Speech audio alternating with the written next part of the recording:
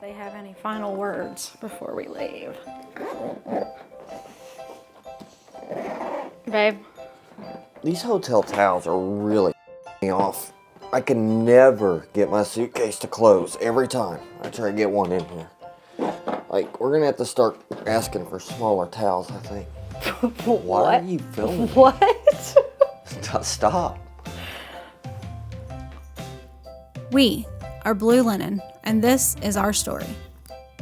As the days have bled into weeks and now into months, I have been left with a mental exhaustion and a desire to slow everything down.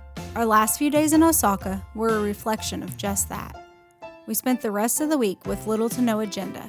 We even nixed our trip to Kyoto, affirming to each other that this would not be our last trip to Japan.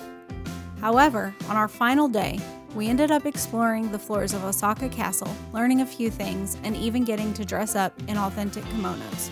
Once we reached the top of this epic castle, we were treated to stunning panoramic views of Osaka and the surrounding valley.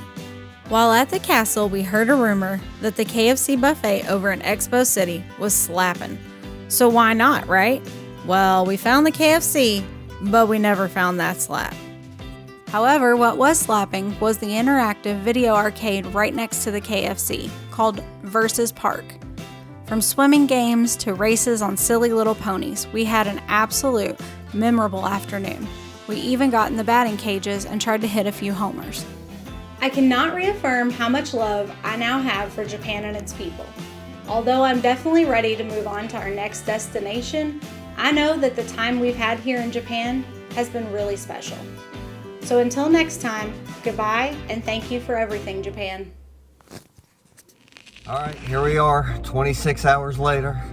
Haven't been able to sleep besides like 30 minutes of the whole day. Yep. And it's like 8:39 a.m. Rush hour here in Adelaide, I'm sure. We have no idea where we're going. We have no place to stay. And we can't even get into a place to stay till like 3 o'clock.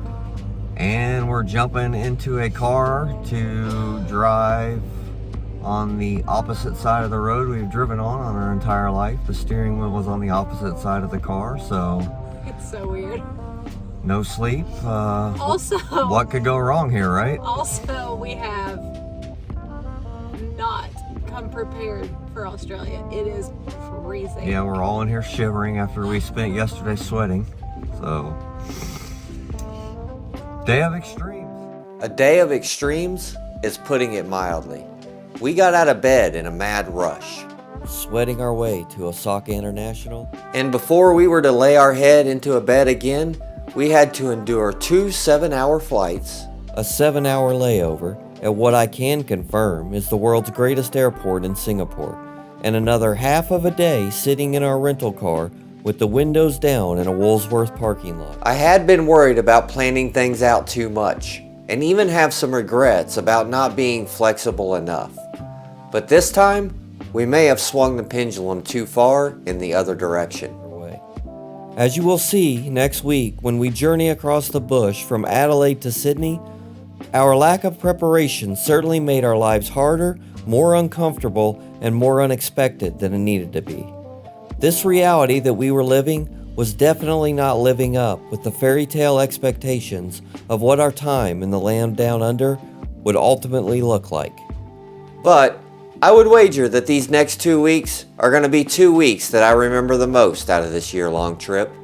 So, tonight, we're going to lean into the optimistic encouragement from AJR when they said, 100 bad days makes for 100 good stories. 29 hours later, and we have finally found us a place to stay, and we're gonna get some rest and start a new day tomorrow. We're probably going to sit here all day tomorrow.